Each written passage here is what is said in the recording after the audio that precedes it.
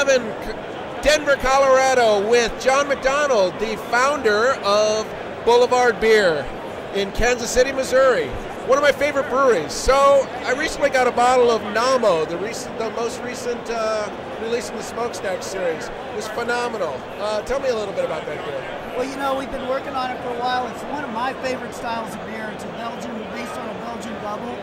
And so we've been talking about brewing it for years and finally got around to it and really like the beer. And we'd like to ultimately make it a year-round beer. We did it as a seasonal this year, but I think eventually I'd like to work it into as a year-round beer.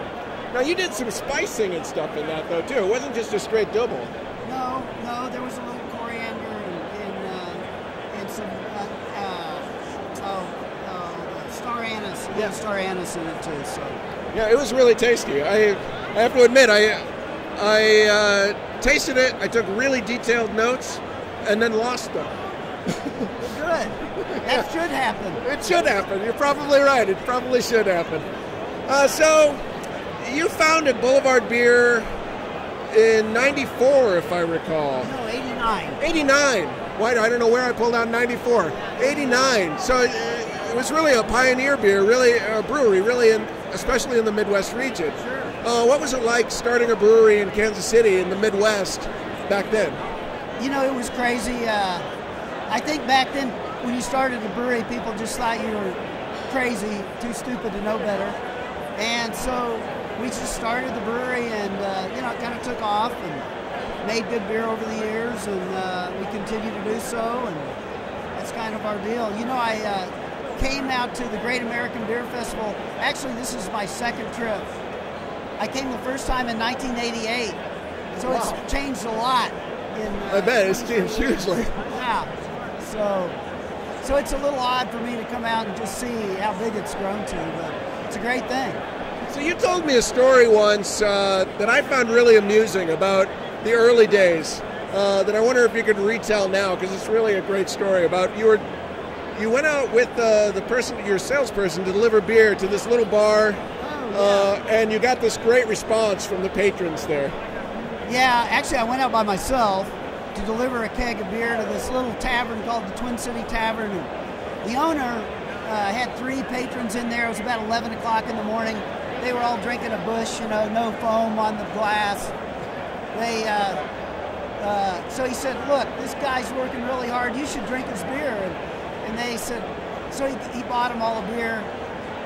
2 of them took a little sip of it. One guy wouldn't even try it. They pushed it back across the bar. And then the one guy, as I was walking out the door, he said, young man, that's absolutely the worst beer I've ever had in my life. And the moral of the story is, though, all 3 of those guys are dead, and we sell a lot of beer in Twin City Tavern. So indeed. Sometimes it pays to just hang around. Persistence wins out. Absolutely. Persistence and good beer, I should say. So I'm interested in you. The first time you came to GABF was in 1988, and now you're here now. It certainly is a different animal. What's changed? Well, this is my first day. I mean, it's still similar. A lot of people in a big room drinking a lot of beer, 1 ounce at a time. I think they used to pour 2 ounces back in the day, but it's just amazing how many people are here and how sophisticated and how much good beer there is here. I think it's hard to find a beer that's not worthy, which is a great thing.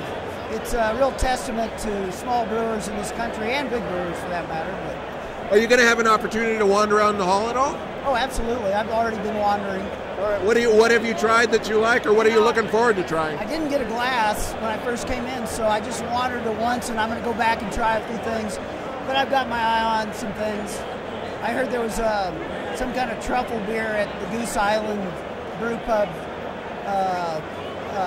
stand, and I was going to go try that. So I'm going to have to check that one out. Yeah, sounds interesting. Well, I want to thank you for giving me a little bit of your time, and I wish Boulevard all the best luck in the future. I look forward to all the stuff that comes out of there, particularly the Smokestack series.